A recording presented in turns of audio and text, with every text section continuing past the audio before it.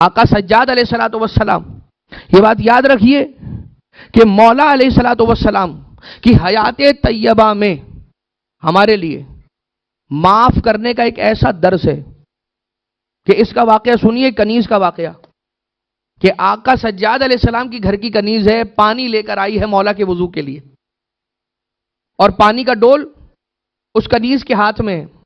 ابن شہر آشوب کی روایت ہے، مناقب ابن شہر آشوب۔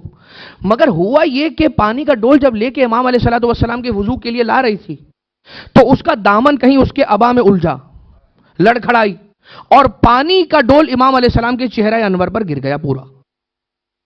جیسے ہی پانی مولا کے چہرے پر گرا ہے نا، اب قریب تھا کہ امام علیہ الصلوۃ والسلام نگاہیں اٹھا کر اسے دیکھتے، قبل اس کے کہ امام علیہ الصلوۃ والسلام غضبناک ہو جاتے، اس کنیز نے، کنیز بھی عام گھرانے کی تو کنیز تھی نہیں، کنیز تھی تو اس گھرانے کی کنیز تھی کہ جس گھر میں کنیزی کرنے والی فضہ گزری ہوئی تھی، جو قرآن سے باتیں کرتی تھی۔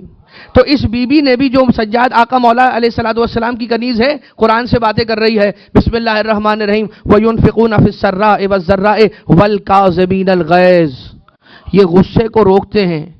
ابھی آقا غصے میں نہیں آئے ہیں، لیکن یہ کنیز جانتی ہے کہ اگر یہ غصے میں آ گئے تو رب الارباب بھی غصے میں آ جائے گا۔ اگر خدا کو غضب کو روکنا ہے تو سجاد کے غضب کو بھی روکنا ہوگا۔ لہٰذا امام علیہ السلام نے فرمایا، جیسے ہی آیت کا حصہ ٹکڑا سنا تو مولا سجاد علیہ السلام نے فرمایا، قد قزمت غیظی، میں نے غصے کو روکا۔ وَعَافِينَ عَنِ النَّاسِ، اور لوگوں کو معاف کیا کرتے ہیں۔ قرآن کریم کی آیت کا حصہ ہے، کیا حصہ ہے؟ وَالْقَاظِمِينَ الْغَيْظَ وَالْعَافِينَ عَنِ النَّاسِ وَاللَّهُ يُحِبُّ الْمُحْسِنِينَ۔ تو ایک ٹکڑا پڑا وَالْقَاظِمِينَ الْغَيْظ، امام نے فرمایا قزمت غیظی، میں نے غصے کو روکا۔ وَالْعَافِينَ عَنِ النَّاسِ، لوگوں کو معاف کرتے ہیں، تو فرماتے ہیں عَفَا اللَّهُ عَنْكِ، جا خدا نے تجھے معاف کیا۔ بھائی میں ہاتھوں کو جوڑ کر کہوں گا، اے کنیز مولا سجاد، آپ معافی کس سے مانگ رہی ہیں؟ کہے گی میں مولا سجاد سے معافی مانگ رہی ہوں۔ مولا سجاد سے معافی مانگی جا رہی ہے، اور سجاد آقا فرما رہے ہیں عَفَا اللَّهُ عَنْكِ، جا خدا نے تجھے معاف کیا۔ سمجھ میں آیا؟ سجاد وہ ہے جس کی رضا میں خدا کی رضا ہے، جس کی معافی میں خدا کی معافی ہے۔